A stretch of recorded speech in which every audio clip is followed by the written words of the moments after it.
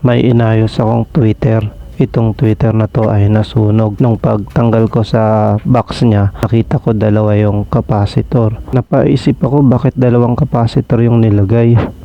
Magkaiba yung value. Yung isa ay 1.5 UF, tapos yung isa naman ay 3.3. Tapos nasira, nasunog. Parang mali pa yung pagkakabit ng Twitter. Para makita ko kung talagang nasunog sa loob dahil hindi na siya gumagana, binuksan ko na. Hindi man lang inayos nung dating gumawa nito dahil tabi nga yung pagkakakabit ng Twitter. Sa mga nag-aayos, mas maganda sana kung pinapaganda yung pagkakabalik. O yan o, dumikit pa siya o.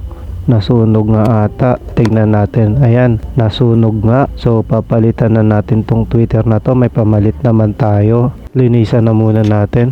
At yan, nung nalinisan ko na ay nilagyan ko na ng rugby para idikit natin kahit papano dumikit siya doon sa magnet. Medyo maluwag na kasi hindi na siya dumidikit yung lock niya.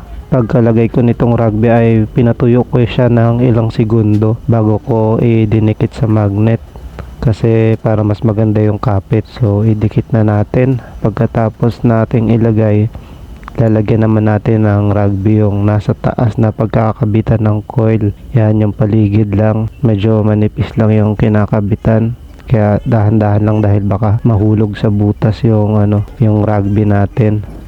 At pagkatapos niyan ay papatuyuin din natin ng ilang segundo. At pag natuyo na siya yan, pwede na natin ilagay yung ating voice coil na bago.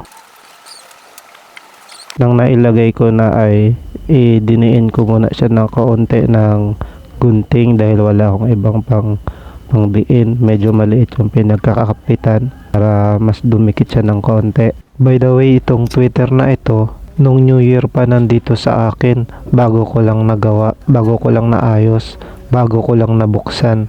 Medyo marami kasi tayong ginagawa. May mga electric pan, may ceiling fan, mga maliliit, merong stand fan, may amplifier pa. Kung napanood ninyo yung isang video ko, pinalitan ko ng potentiometer yung amplifier.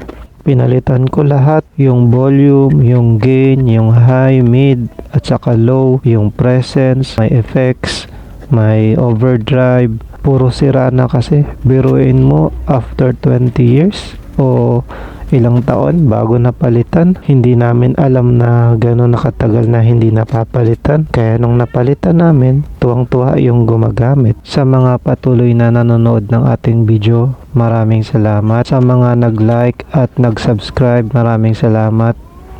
Maraming salamat sa suporta ninyo. Sa mga nagko-comment, salamat. Sa mga hindi pa nakasubscribe sa ating channel, huwag niyong kakalimutang mag-subscribe para lagi kayong updated sa ating mga bagong video. Pa-follow na rin ng ating FB page.